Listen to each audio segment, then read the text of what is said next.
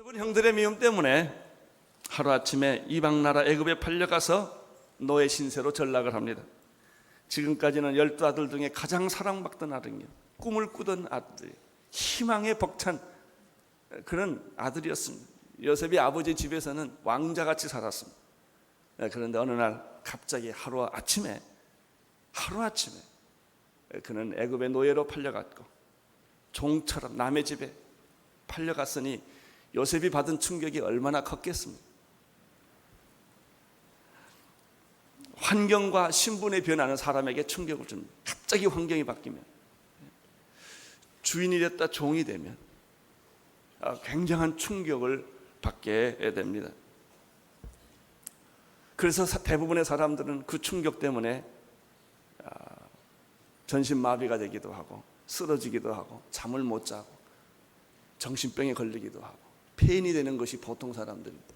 그러나 하나님의 사람은 이 환경과 신분의 변화에서 더 강건해지는 줄로 믿습니다. 더 강건해지는 것입니다. 더 강해지는 것입니다. 1절을 보십시오. 39장 1절 시작. 요셉이 끌려 애굽에 내려가매 바로의 시위대장 애굽의 사람 보디발이 그를 그리로 데려가 이스마엘 사람의 손에서 그를 산이라. 억울한 모함으로 최악의 상황에 떨어진 요셉.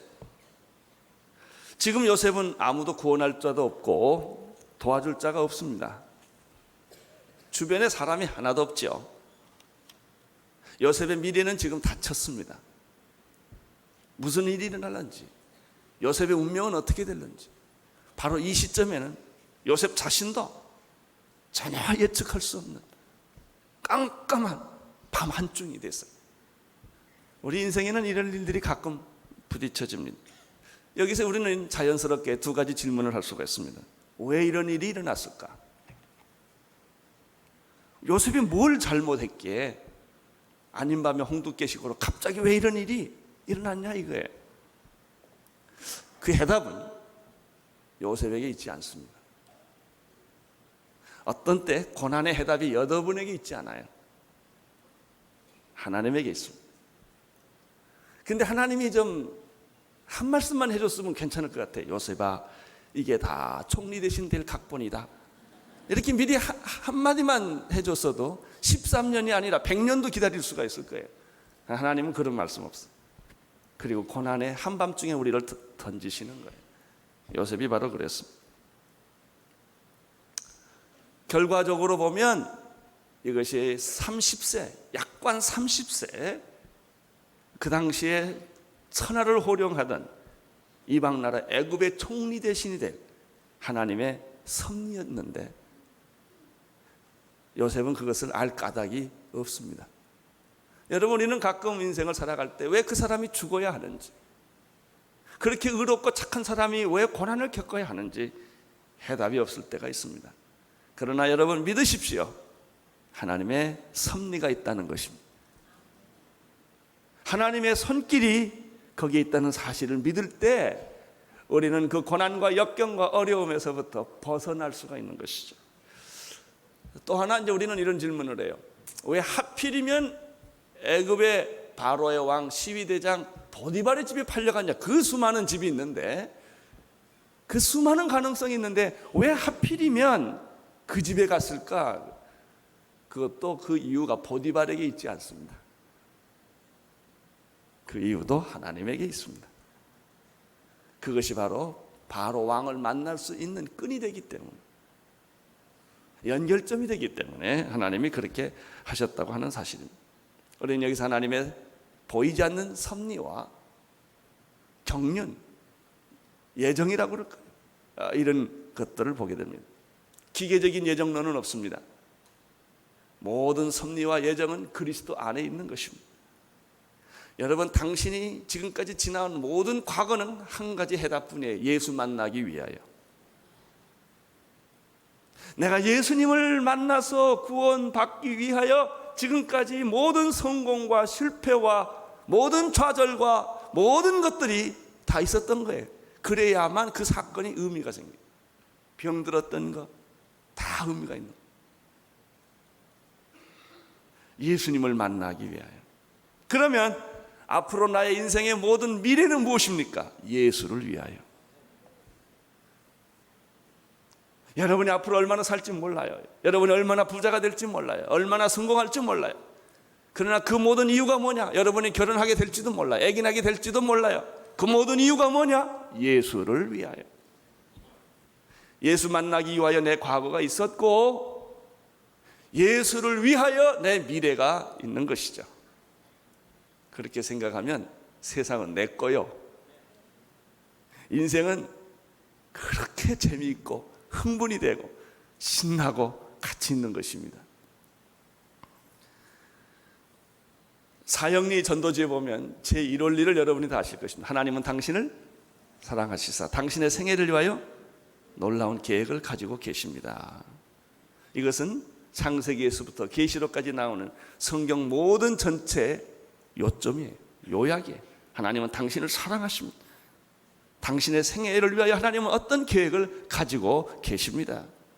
빨리 옆에 분에게 한번 이 기쁜 소식을 전해 주십시오. 하나님은 당신을 사랑하시고 당신의 생애를 위하여 굉장히 놀라운 비밀스러운 계획을 가지고 있습니다. 신실하신 하나님, 신실하신 주. 그 찬송이 있죠? 우리 하나님은 신실하십니다. 변함이 없으십니다. 하나님은 당신을 사랑하시사 당신을 위하여 놀라운 계획을 가지고 계십니다. 요한복음 3장 16절을 외우십시다. 하나님이 세상을 이처럼 사랑하사 독생자를 주셨으니 이는 저를 믿는 자마다 멸망치 않고 영생을 얻게 하려 하십니다. 2절을 보십시오. 2절 시작. 여호와께서 요셉과 함께 하심으로 그가 형통한 자가 되어 그 주인 애굽 사람의 집에 있으니 이 2절이 아주 중요한 절입니다. 2절 3절 다 기막힌 말씀이에요. 성경은 요셉의 생애를 고난을 이렇게 정리해 주었습니다. 여호와께서 요셉과 함께 하심으로 고난이 있으므로 이런 건 중요하지 않아요.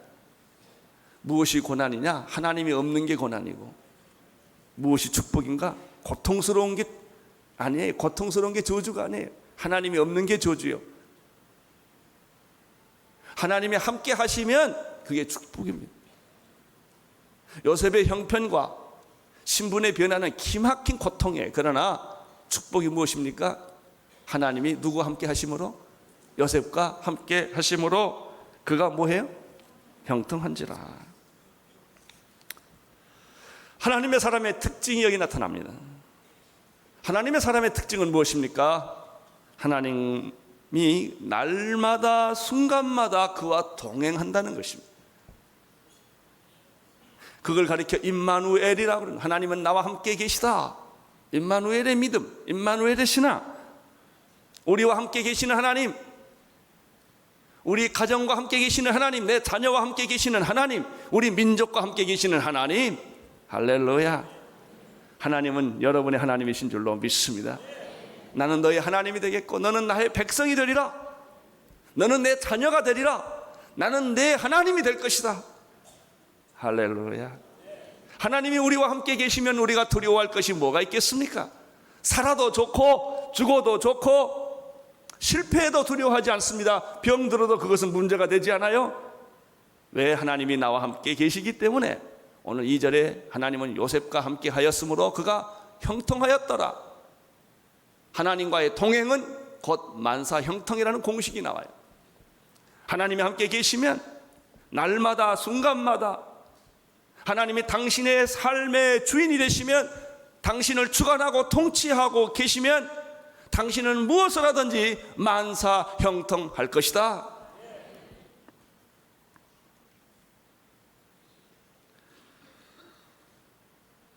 요셉은 어렸을 때 일찍 어머니를 여의었습니다.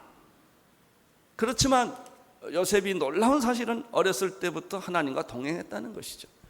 요셉의 생각에는 어렸지만 하나님 생각으로 가득 찼어요. 나는 여러분의 생각이 하나님으로 가득 차기를 바랍니다.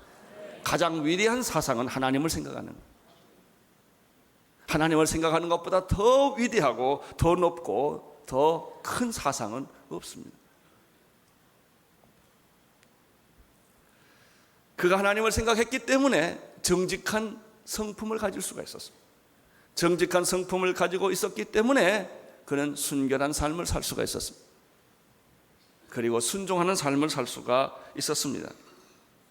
2절에서 여호와께서 요셉과 함께 하심으로 이렇게 되어 있는데, 이 말은 무슨 뜻일까요? 여호와께서 요셉과 함께 하심으로라는 말은 뒤집어 보세요. 요셉이 하나님을 잊은 적이 없다, 그런 뜻이에요. 우리는 하나님이 나와 함께 계신다면 모든 게 하나님 책임이에요. 하나님이 날 보호해 주시고 나와 함께 계시고, 이쪽으로만 생각하니까 이게 안 잡혀요. 근데 거꾸로 보세요. 요셉이 하나님과 함께 했다는 말은 내가 하나님을 잊지 않았다. 요셉이 하나님을 한순간도 잊어버린 적이 없었다. 그렇죠? 요셉이 하나님을 잊어버린 순간이 없다면 하나님은 요셉과 한순간도 빼놓지 않고 함께 있었다는 얘기가 아니겠습니까? 자, 여러분 새벽 지금 5시 다 나와 보니까 다 찼어요. 5시에. 지금 그때부터 여기 와서 무슨 생각했겠어요? 주가 생각했겠습니까? 아니, 여기 오신 교회 오면서부터 여러분은 하나님 생각을 했을 거라고요. 고통도 있고 고난도 있고 아픔도 있지만은 적어도 교회를 새벽에 5시에 여기 오시는 분들은 마음속에 찬송이 있고 하나님에 대한 생각이 있었단 말이죠. 그래요. 이게 뭐냐? 하나님과 동행하고 있는 거예요. 적어도 지금 여러분은 오늘 하루를 하나님과 동행하며 사는 삶을 성공하고 있는 것이죠. 시작했어요. 이제 돌아가서도 계속 하시기를 바랍니다. 주차장에서 까먹지 말고. 그리고 이제 아침 드시고 직장에 가서도 계속 새벽기도 나오는 것처럼 그렇게 하나님을 자꾸 생각하고 일을 하면, 전화하고 밥을 먹고 사람을 만나고 하는 것도 내 마음속에 끊임없이 하나님을 생각하면서, 껌이 여러분의 옷에 붙어 있듯이 하나님이 꼭 여러분에게 이렇게 함께 하시기를 바랍니다. 하나님을 내가 생각하는 것이 하나님과 동행하는 거예요.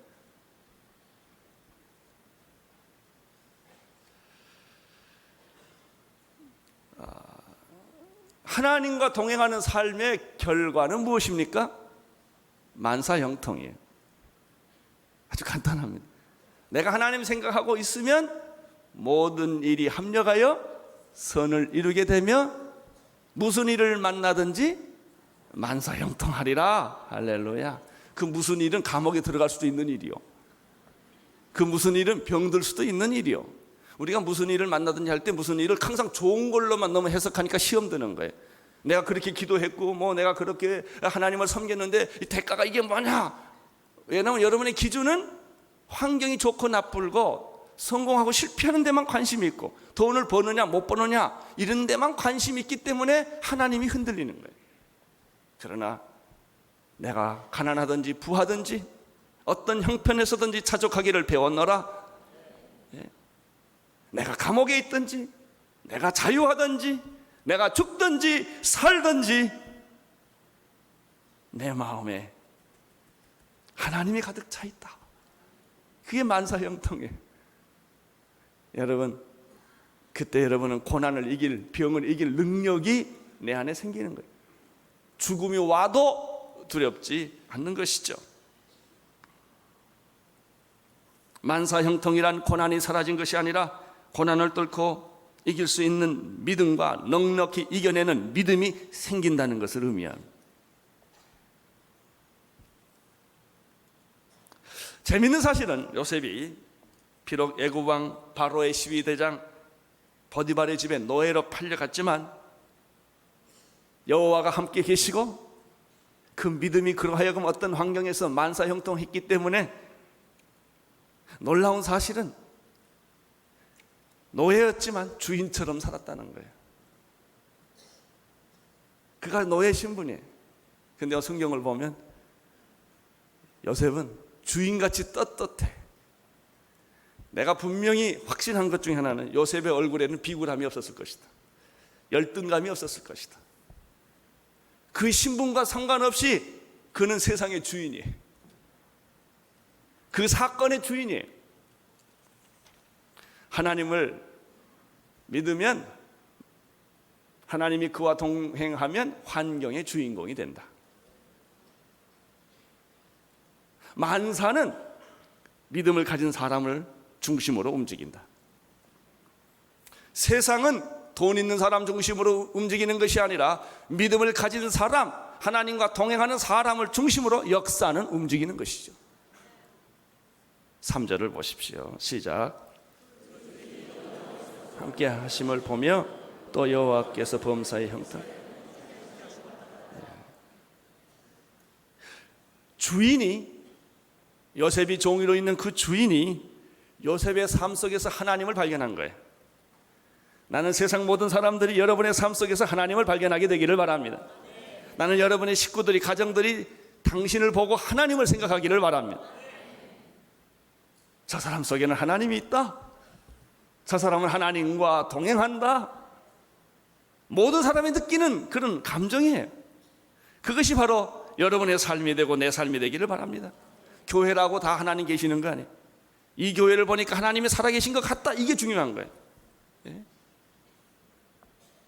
그게 진짜 교회예요. 교회 건물 크고 사람 많이 모인다고 교회가 아니요. 그 교회를 보니까 사람들이 하나님을 느끼는 거예요. 하나님의 사랑과, 그러려면요 우리가 정말 용서하고 사랑하고 다른 사람 도와주고 이런 게 있어야 돼요. 이기적일 때 어떻게 하나님을 느끼겠어요? 서로 싸우는데 어떻게 하나님을 느끼겠어요? 시기하고 질투하는데 어떻게 하나님을 느끼겠어요? 포기하고 순종하고 남이 하지 못한 일들을 행할 때, 인간이 할 수 없는 일들을, 초자연적인 일들을 그가 포기하고 자기를 포기하고 손해보면서 그 일을 할 때, 와, 저기는 하나님이 계시는구나, 이렇게 말하지 않겠습니까? 나는 여러분의 삶이 그런 사람이 되기를 바랍니다. 그 주인이 여호와께서 그와 함께 하심을 보며 우리는 몇 가지를 상상할 수 있어요. 요셉의 얼굴은 당당하고 빛이 나고 두려움의 그림자가 없었을 것 같아요. 쫓기고 초조하고 어떻게 되지? 나 어떻게 되지? 누가 나 도와주지? 이런 생각, 이런 얼굴 표정이 없었을 것 같아요. 요셉. 나는 여러분에게도 두려움의 그림자가 없어지기를 축원합니다. 미래에 대한 불안이 여러분의 눈동자에서 사라지기를 축원합니다. 무슨 일을 하든지 떳떳하게, 자신감 있게, 결과와 상관없이 그렇게 당당하게 세상을 살아나가는 여러분 되시기를 축원합니다. 저는 요셉에게서 이런 것을 상상해 봅니다. 그가 종의 신분으로서 살았지만은, 그러나 그렇게 당당하지만 굉장히 요셉이 겸손했을 것 같아요. 어떤 사람은 당당하게 교만한 사람이 있어요. 그게 아니고 그렇게 자신만만하고 당당하고 그 얼굴에 두려움이 없지만 요셉은 굉장히 겸손한 모습을 가지고 있었을 것이다. 사람들에게 상처를 주지 않고, 교만한 사람은 꼭 타인에게 상처를 줍니다. 말에도 상처를 줍니다. 겸손한 사람은 다른 사람을 격려하는 것입니다. 위로하는 것입니다. 요셉은 정말 다른 사람에게 상처 주지 않고 다른 사람을 지배하지 않고 그에게 정말 순종과 겸손의 모습이 있었을 것이라고 저는 상상을 해봅니다. 그리고 요셉에게서 저는 17세의 소년이었지만 이런 것이 또 있다는 사실을 앞뒤 본문에서 확인됩니다. 요셉은 무슨 일을 해도 일을 아주 쉽고 간단하고 능력 있게 처리했을 거라는 거예요. 오직 했으면 약관 30의 총리 대신이 됐겠습니까? 그 말은 그 사람에게 능력이 있다는 얘기, 일 처리하는 능력이 있다는 것이죠. 일 처리하는 능력을 가리켜 지혜라고 그래요. 지혜가 있는 사람은 일을 쉽게 합니다. 복잡하게 안 끌고 갑니다. 앞뒤를 다 알기 때문에 핵심을 딱 찔러요. 그리고 간단히 끝내버리고 씩 하고 웃는 거예요. 그 일 잘하는 사람이에요. 일 못하는 사람은 보면 복잡해. 굉장히 일 많이 하는 것 같은데 가보면 깡통이야. 아무것도 없어. 일 잘하는 사람은 안 하는 것 같은데 슬슬슬슬 하는데 일이 그냥 잘 풀려. 핵심을 찌르기 때문에. 그 요셉이 하나님을 신뢰하고 꿈도 가졌지만은 그것보다도 요셉은 정말 능력 있는 사람이었을 거다. 나는 여러분도 일을 지혜롭게 하는 사람 되기를 축원합니다. 쉽게 하십시오. 얼렁뚱땅하라는 소리가 아니라 확실하게, 명쾌하게, 쉽게. 그러면서도 결과가 좋게.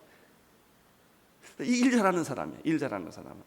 사실 일 잘하는 사람은 행동 반경이 간단합니다. 복잡하지 않습니다.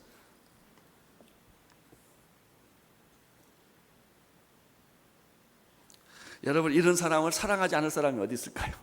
일 잘하지요, 겸손하지요, 얼굴에 빛이 있지요, 두려움 없지요, 종이지만 주인처럼 살죠. 아니, 이런 사람 사랑하지 않을 사람 어디 있어요? 나는 여러분들이 다 사랑받는 사람 되기를 바랍니다. 근데 아무리 착해도 능력 없으면 사랑받기 어려워요. 능력도 있어야 돼요. 당신은 사랑받기 위해 태어난 사람입니다. 빨리 말도 옆에 사람한테 빨리 해줘요. 당신은 사랑받기 위해 태어난 사람이요. 할렐루야. 여러분, 우리들 자신에 대해서 건강한 자아상, 성경적인 구원받은 자의 밝은 자아상이 필요해요. 요셉이 있는 곳마다 즐거운 곳이요, 요셉이 하는 일마다 만사형통하여 합니다. 결과가 좋습니다. 자, 3절 다시 보십시오. 그 주인이 여호와께서 그와 함께 하심을 보며 또 여호와께서 범사에 형통케 하심을 보았더라. 요셉이 하는 일들은 다 잘 돼요. 이상하게 잘 돼요. 안 되는 것 같으나 잘 돼요. 나는 여러분들의 삶이 되는 것 같으나 안 되는 것이 아니라, 어떤 사람 보면 폼 잡고 잘 될 것 같은데 항상 결론을 보면 안 돼. 그게 아니라 안 되는 것 같으나 항상 잘 되는, 이게 하나님의 사람의 특징이었다. 자, 4절 5절을 보십시오. 시작. 요셉이 그 주인에게 은혜를 입어 섬기며 그가 요셉으로 가정 총무를 삼고 자기 소유를 다 그 손에 위임하며 그가 요셉에게 자기 집과 그 모든 소유물을 주관하게 한 때부터 여호와께서 요셉을 위하여 그 애굽 사람의 집에 복을 내리심으로 여호와의 복이 그의 집과 밭에 있는 소유에 미친지라. 요셉은 자기만 복받은 게 아니에요. 진짜 축복받은 사람은 남에게 축복을 받게 해주는 사람이에요. 이게 축복이에요. 자기만 축복받으면 이기적이에요. 진짜 축복은 나 때문에 다른 사람이 복받게 될 때, 그게 축복입니다. 요셉이 그런 사람이었어요. 요셉은 자기가 축복받은 것이 아니었어요. 하나님이 그와 함께 동행하시고 무슨 일을 하든지 만사형통하며 하나님의 기적은 그 손에 나타났지만 그것으로 끝나는 것이 아닙니다. 요셉 때문에 주인이 복받기 시작하고 요셉 때문에 주인이 재산을 증식하기 시작을 하고 그 가정에 축복이 오기 시작한 거예요. 만약에 내가 그런 사람이라면 나는 복덩어리죠. 직장에서 나를 다 뺏어갈 거야, 안 뺏어? 서로 스카우트 해가야겠죠. 왜? 내가 가면 다 잘 되니까. 내가 있는 곳마다 하나님의 축복이 그 사람에게까지, 신명기에는 짐승 새끼까지 간다고 그랬어요. 그 사람이 있는 집은 새끼도 잘 나. 이런 축복이 있다는 것이죠. 얼마나 좋습니까? 이제 이렇게 되니까 요셉은 보디발의 종일까요, 동역자일까요? 동역자죠. 이제 그 요셉을 종으로 취급할 수가 없어요. 왜? 요셉 때문에 다 복받게 되니까. 신부는 종이지만 그러나 보디발은 요셉을 자기의 동역자처럼 생각하게 되는 거죠. 그래서 요셉을 가정총무로 삼습니다. 엄청난 임무를 요셉에게 다 맡기게 됩니다. 오늘 이 4절 5절에 보면 요셉은 주인은 종에게 소유를 다 맡겼다. 돈을 맡길 수 있으면 신뢰하는 거예요. 나는 여러분들이 다 정말 이 정도까지 직장에서 신임을 받는 사람 되기를 축원합니다. 돈도 맡기는, 재산을 다 맡기는 그런 선한 청지기와 같은 그런 사람이죠. 요셉은 거짓이 없었던 사람이요, 과장이 없었고 실수가 없는 지혜로운 사람입니다. 무슨 일이든지 능력 있게 처리했다는 사실을 바로 이 말씀 속에서 우리는 알 수가 있는 것입니다. 이 4절 5절에서 또 한 가지 우리가 보는 것은 아까 말씀드린 것처럼 요셉은 다른 사람에게 복을 주는 사람이 됐다는 것입니다. 하나님께서 그 애굽 사람의 집에 복을 내리시고 이렇게 되어 있어요. 보디발이 하나님께 복 받는 사람이 아니라 요셉 때문에 보디발이 복을 받게 되었다. 우리 민족 때문에 세계가 살아나기를 저는 원합니다. 우리 민족, 우리 남한 때문에 북한이 복받게 되기를 원합니다. 여러분 때문에 여러분의 이웃집이 복받게 되기를 원합니다. 축복은 흘러넘치는 것입니다. 여호와의 복이 그 집과 밭에 있는 소에게까지 다 미쳤다라고 말했습니다. 농사도 잘 되고 물도 잘 나오고, 그리고요 복 받는 사람은요 해코지하는 사람이 다 떠나요. 없어져요. 그냥 없어져. 나는 여러분에게 해코지하는 모든 사람이 다 소리 없이 사라지기를 축원합니다. 어느 날 보니까 없어. 그렇게 떠밀어도 안 가던 사람들이 알아서 이사가. 내가 싸우면 내가 죄 짓지요. 말하면 내가 욕을 해서 죄 짓지요. 그거 다 힘든 일이에요. 하나님께서 어느 날 싹쓸이, 자 몹세요. 할렐루야. 이게 축복이라고 그랬어요. 그런 일들이 밭의 소유에까지 전부 하나님의 축복이 손길이 임한다는 것입니다. 우리는 여기서 축복에 대한 몇 가지 정의를 내릴 수가 있어요. 축복이란 뭐냐? 축복이란 인간이 소유하는 것이 아니라 하나님이 주시는 거예요. 우리가 축복을 목말라 하는 까닭은 내가 축복을 가지려고 하기 때문에 그래. 내가 축복을 가지려고 하면 할수록 축복은 사라지는 거예요. 축복은 하나님이 주시는 겁니다. 이걸 믿으셔야 합니다. 복의 근원 강림하사 이렇게 되어 있어요. 하나님이 복을 주시는 줄로 믿습니다. 복의 근원은 하나님이십니다. 하나님이 바로 복이십니다. 따라서 여러분 복을 소유하려고 하지 말고 하나님을 소유하려고 하십시오. 복을 가지려고 하지 말고 하나님을 생각하십시오. 그러면 복은 넝쿨째 둘러오는 것입니다. 두 번째, 축복은 어떻게 얻게 되는 것입니까? 축복은 하나님과 함께 할 때 오는 것이다.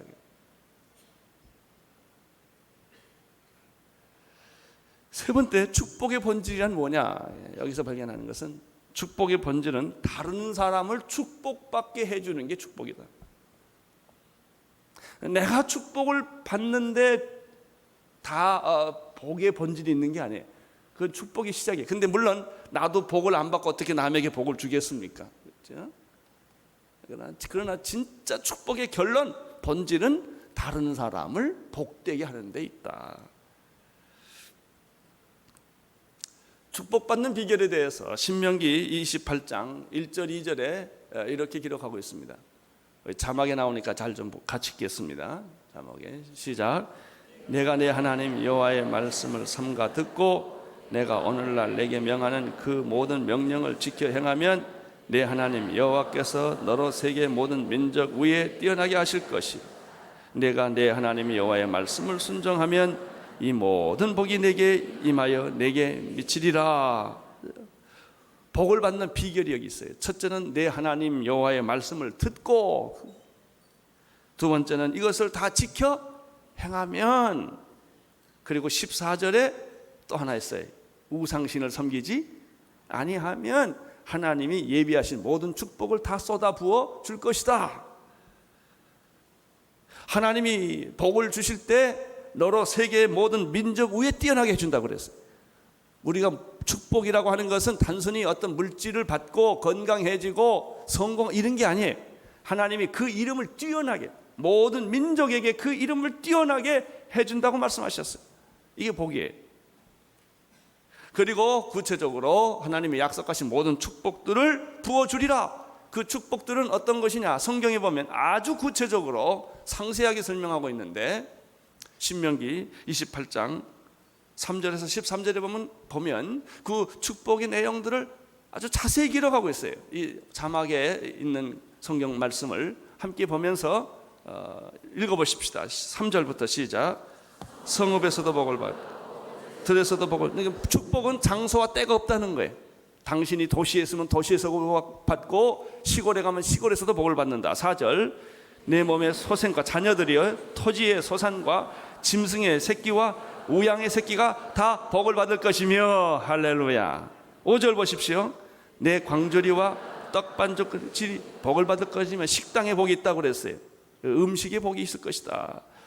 그 다음에 6절, 내가 들어와도 복을 받고 나와도 복을 받을 것이며, 7절, 내 대적들이 일어나 너를 치료하면 여호와께서 그들을 내 앞에서 패하게 하시리니 그들이 한 길로 너를 치러 들어왔으나 내 앞에 7길로 도망갈 것이다. 여러분을 괴롭히는 원수, 마귀, 사탄, 악한 세력들은 7길로 도망가게 될 것이다. 8절, 여호와께서 명하사 내 창고와 내 선호라는 모든 일에 복을 내리시고 내 하나님 여호와께서 내게 주시는 땅에서 내가 복을 주실 것이다. 9절, 내가 내 하나님 여호와의 명령을 지켜 그 길로 행하면 여호와께서 내게 맹세하신 대로 너를 세워 자기의 성민이 되게 할 것이요, 너는 내 백성이 되면 나는 내 하나님이 되리라. 하나님은 우리를 자기의 거룩한 백성으로 삼아주신다고 말했습니다. 10절, 너는 여호와의 이름으로 일컫는 세계 만민이 보고 너를 두려워하리라. 11절, 여호와께서 내게 주리라고 내 열조에게 맹세하신 땅에서 내게 복을 주사 내 몸의 소생과 육축의 새끼와 토진의 소산 많게 하시며, 12절, 여호와께서 너를 위하여 하늘의 아름다운 보고를 열으사 내 땅에 때를 따라 비를 내리시고 내 손으로 하는 모든 일에 복을 주시리니 내가 많은 민족에게 구워줄지라도 너는 꾸지 아니할 것이요. 13절, 여호와께서는 너희로 머리가 되게 곧꼬리가 되지 않게 하시며 위에만 있고 아래에 있지 않게 하시리니 오직 너는 내가 오늘날 내게 명하는 이 내 하나님 여호와의 명령을 지켜 행하면, 14절, 내가 오늘날 너희에게 명하는 그 말씀을 떠나 좌로나 우로나 치우치지 아니하고 다른 신을 따라 섬기지 아니하면 이 축복을 너희에게 부어 주시리라. 그래서요, 이 축복은 우리가 자꾸 입으로 외워봐야 돼, 해봐야 돼. 나는 오늘 이 축복을 내 노트에 쓰면서 얼마나 기분이 좋았는지 몰라요. 하나님은 이런 축복들을 우리를 위하여 다 예비하시고 준비하셨다. 나는 여러분들에게 행복 예감 있게 되기를 바랍니다. 하나님이 나를 축복해 주실 것 같다. 예수 믿고 나서 이게 있어야 돼요. 내 미래는 이제 보장되었다. 천국은 보장되었다. 축복은 보장되었다.